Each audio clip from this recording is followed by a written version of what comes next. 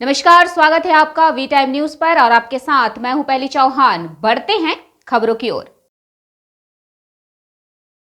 15 लाख के इनामी नक्सली भाकपा माओवादी के रीजनल कमांडर रविंद्र गंझू के दस्ते की टूटी कमर। जोनल कमांडर, एरिया कमांडर सहित 9 नक्सली हुए गिरफ्तार। 12 दिनों तक चले ऑपरेशन डबल बुल में पुलिस को मिली सफलता।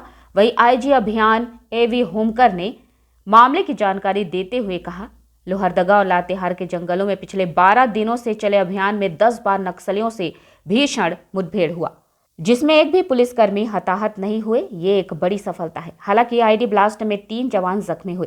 साथ ही उन्होंने कहा 1600 कारतूस, 1 पिस्टल, 1 इंसास राइफल और दर्जनों मैगजीन समेत कई सामान और रसद बरामद हुए हैं। सभी जानते हैं और पिछले विगत दिनों में लगातार प्रेस के हमारे साथियों को इस संबंध में समय समय पर पुलिस मुख्यालय के द्वारा ब्रीफ किया जा रहा था।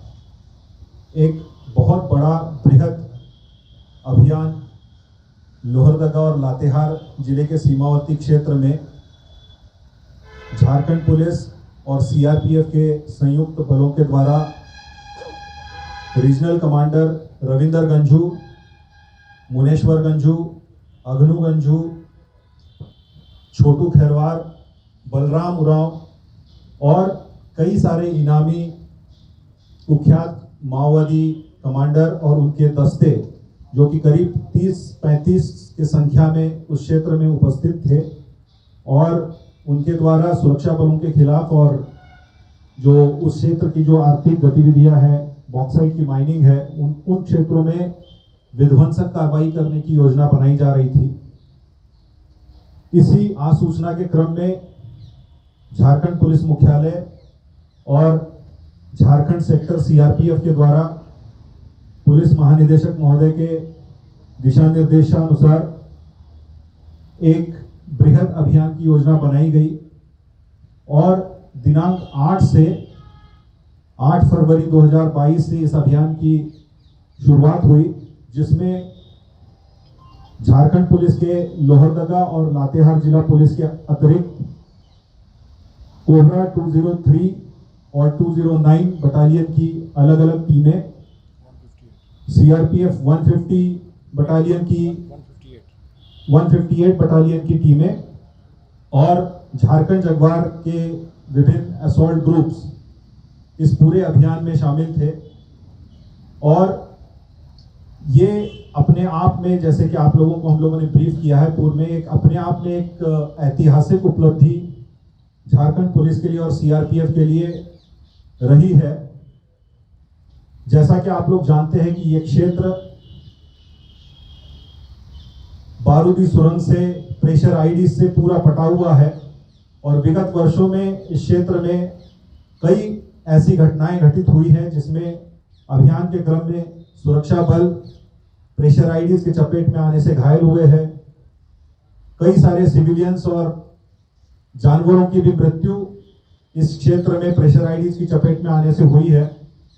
और ये जो उग्रवादी दस्ता था, इसके द्वारा विगत वर्षों में कई सारी हिंसक घटनाओं को भी अंजाम दिया गया है। हमारे 3 बहादुर जवान आईडी के चपेट में आने से कोबरा बटालियन के 203 और 209 के जवान घायल हुए, जिन्हें तत्परता से बारूदी सुरंग के ढेर से, उस क्षेत्र से इवैक्यूएट कराकर उचित इलाज हेतु रांची लाया गया। और हमारे जवानों ने और पदाधिकारियों ने इस अभियान को जारी रखा। 12 दिनों के इस अभियान के क्रम में उग्रवादियों के साथ 10 बार मुठभेड़ हुई और मुठभेड़ के क्रम में उग्रवादियों के कई सारे बंकर जो उन्होंने उस क्षेत्र में बना के रखे हुए थे, उसको ध्वस्त किया गया। घटनास्थल से निरीक्षण से यह स्पष्ट हो रहा था कि कई जगह पर खून के धब्बे प्राप्त मिले, जिससे यह स्पष्ट था कि कई सारे उग्रवादियों को भी मुठभेड़ के क्रम में गोलियां लगी है। इसी क्रम में एक उग्रवादी जो सशस्त्र दस्ता का सदस्य था, वो पुलिस के साथ मुठभेड़ के क्रम में मारा गया। जो वर्दीधारी था उसके पास से हथियार बरामद हुआ, काफी सारा गोली बारूद अन्य सामान बरामद हुआ और ये अभियान अनवरत चल रहा था। जो उग्रवादियों की जो सप्लाई चेन्स थी, जहां से उनको राशन पानी मिल रहा था, उन सभी क्षेत्रों में घेर कर पुलिस के द्वारा इस दस्ते को घेरा हुआ था।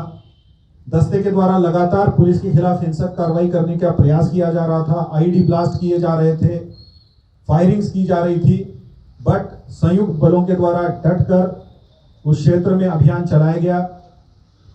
हमारे जो जवान थे उनको लगातार मुख्यालय की ओर से, सेक्टर की ओर से एयर सपोर्ट भी दिया गया। जहां जहां आवश्यकता थी वहां पर सप्लाई किया गया। आवश्यक जो सामान है, खाने पीने का सामान है, लेकिन जवानों ने पूरे हौसले के साथ इस अभियान को 12 दिनों तक चलाए रखा और जब निर्णायक रूप से जो आखिरी मुठभेड़ इस दस्ते के साथ हुई, उसमें अपने आप को घिरा हुआ पाकर पूरा का पूरा दस्ता अपने पास, उनके पास जो हथियार थे, गोली थी, बारूद थी और अन्य जो सामान थे, उसको छोड़ के वहां से भागे